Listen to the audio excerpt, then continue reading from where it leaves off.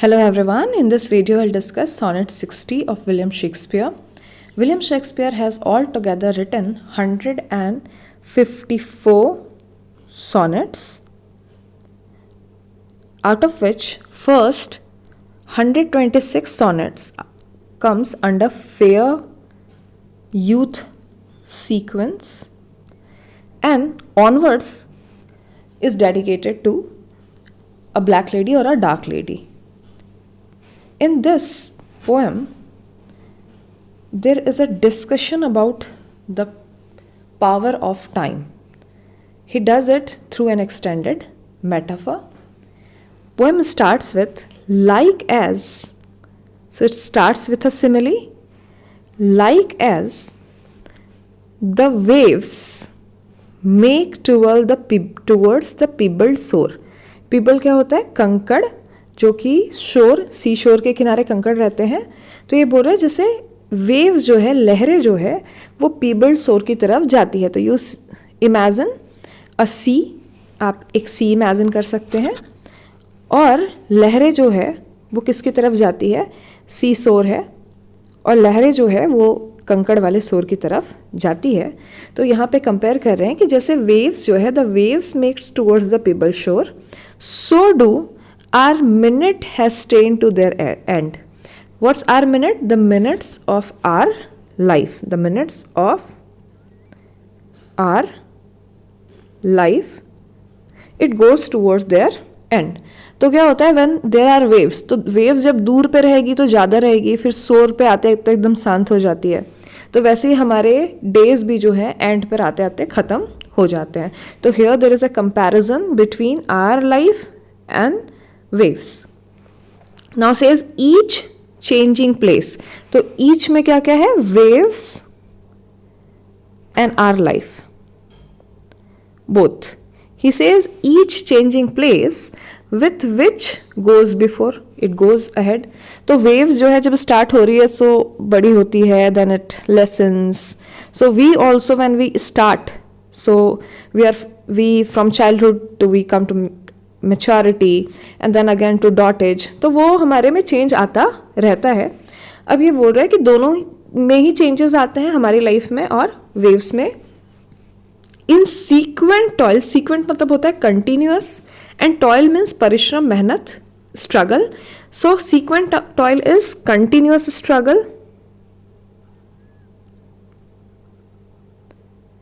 Continuous struggle. All forward do content. हम लोग आगे की तरफ कंटेंट करते हैं, आगे की तरफ बढ़ते हैं. Here see the rhyme scheme of the quatrain is A B, A B. So the first quatrain says compares the waves with the minutes of our life. कि जैसे वेव्स आगे बढ़ती है कंकड़ वाले शोर की तरफ, like as the waves make towards the pebble shore, so do our minutes. वैसे ही हमारे दिन भी जो है हमारे अंत, हमारे लाइफ के अंत की तरफ हमें ले जाते हैं. ईच चेंजिंग प्लेस, दोनों हमारी लाइफ और वेव्स जो है उस वो चेंज होते हैं, कंटिन्यूसली चेंज होते रहते हैं. With which it's goes before, आगे जाने के क्रम में चेंज होते रहते हैं. सीक्वेंट टॉयल और कंटिन्यूस मेहनत करते रहते हैं. All forward do content. This is the first stanza. Now let's come to second quatrain. Second quatrain starts with nativity. Nativity is the birth of Christ. Nativity, तो यहाँ पे birth of Christ के लिए है. तो यहाँ पर ये nativity word जो है वो birth के लिए है, हमारे birth के साथ. Once in the main of light. So as soon as we are born, we come into the light of the world. We crawl to maturity. So once from nativity means our birth, we move to birth से किसकी तरफ जाते हैं? Maturity, maturity. So when we go to maturity we are crowned with, हमारे सर पे किसका crown होता है? यूथ का क्राउन होता है. तो this is what poet says. Nativity once in the main of light, we are born, then we crawls to maturity where with being crowned with youth. जब हम मैच्योरिटी की तरफ जाते हैं तो हमारे सर पे किसका क्राउन होता है? यंग एज का, यूथ का. अब ये बोलते हैं जैसे ही हम यूथ हो जाते हैं, when we come into our prime, तो हमारा चाइल्डहुड से जब हम यंग एज तक है, मेच्योरिटी में, तो ये हमारा अपवर्ड जर्नी, और एक मेच्योरिटी का एक पूरा पीरियड खत्म करने के बाद then we come to our downward journey, because now we are going to death. So from our nativity we reach to maturity and from maturity to our death. तो ये बोल रहे हैं कि जैसे हम maturity में आ गए तो क्रूक eclipse, eclipse मतलब ग्रहण लग जाना, against the glory fight. Now we need to fight for our glory. So once from maturity towards death when we are going, so we fight for our glory. Which glory? Glory of young age. And time, अब ये बोल रहे time is so powerful, time that doth now his gift confound. Time जिसने gift दिया था किसका? Young age का, अब वो अपना गिफ्ट क्या कर लेता है? कन्फाउंड कर लेता है, कॉन्फिस्केट करना, वापस लेना शुरू कर देता है. So now he takes back his gift. अब ये बोलते हैं, सो इसमें क्या था? इसमें एक जर्नी है हमारी. This quatrain talks about our journey from our birth to our maturity, that from our birth, our nativity to our maturity, we go once when we are born in our nativity, we are in the main of light, and from there धीरे धीरे we crawls to maturity. We don't run to maturity. हम कब बड़े हो गए हमें पता भी नहीं चलता है. So we crawl to maturity, जहाँ पर जब हमारे मेच्योरिटी में रहता है तो हमारे सर पे क्राउन आता है. किस चीज़ का क्राउन आता है? हमारे सर पे क्राउन आता है यंग एज का, तो वेयर विद बीइंग क्राउन. लेकिन इसके बाद मेच्योरिटी के बाद हमारी फिर डाउनवर्ड जर्नी स्टार्ट होती है. धीरे धीरे we go to the old age and then we go to death. तो यहाँ बोलते हैं यहाँ से आप पे इक्लिप्स लगना, ग्रहण लगना शुरू हो जाता है against his glory fight, and we need to fight against our glory of our youthful days.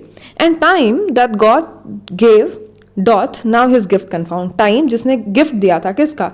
Youth का, अब वो अपना गिफ्ट वापस ले लेता है. अब थर्ड क्वार्टरेन कहता है कि टाइम ने क्या दिया था और क्या ले लेता है. Time doth transfix the flourishing set on youth. Time जो है जिसने एक फ्लोरिसिंग सेट किया था यूथ के ऊपर, टाइम जिसने आपको यंग एज दिया था, अब वही टाइम जो है वो डेल्व कर देता है the parallels in beauty's brow. Parallel मतलब क्या हो गया? रिंकल्स.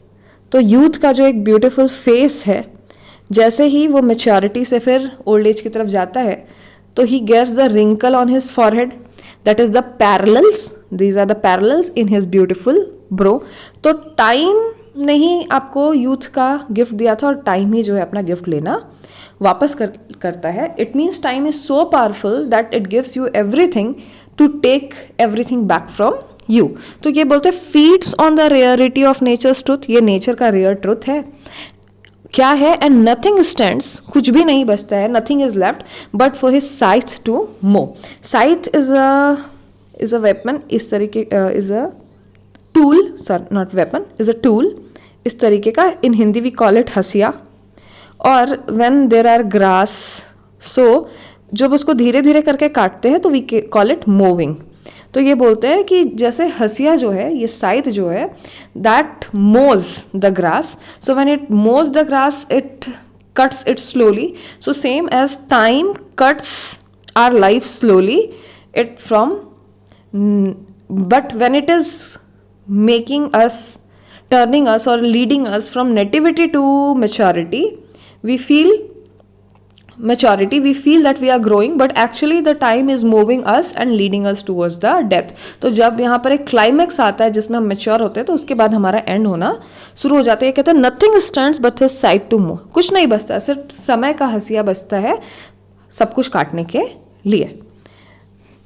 सो इन 3 क्वार्टरेन में पोएट ने टाइम के पावर को डिस्कस किया. सबसे पहले बोला कि जैसे वेव्स आगे बढ़ रही है पिबल्ड सोर की तरफ, वैसे ही हमारे दिन जो है हमारे अंत की तरफ जा रहे हैं.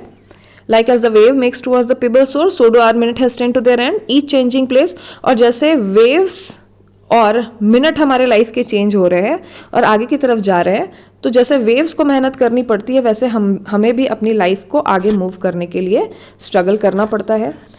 उसके बाद पोएट ने हमारे लाइफ के मूवमेंट को बताया from nativity to maturity. So nativity में हम मेन ऑफ लाइट इस वर्ल्ड में आ जाते हैं, उसके बाद क्रॉल करके मेच्योरिटी में जाते हैं. Where with being crown, we are crown with the crown of the young age. फिर वहां से हम पे ग्रहण लगना शुरू होता है, क्रूक क्रिप्स, और हम अपनी ग्लोरी के लिए फाइट करते हैं, और time that go doth now his gift confound, और टाइम जिसने हमें गिफ्ट दिया था यंग एज का, वो अपना गिफ्ट जो है वो वापस ले लेता है।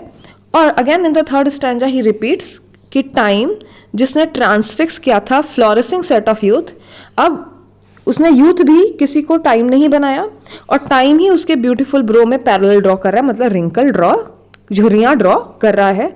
ये बोलते हैं रियलिटी है नेचर ट्रुथ का कि कुछ भी नहीं बचता, नथिंग स्टैंड्स, सिर्फ टाइम का साइज बचता है, that moves that cuts everything.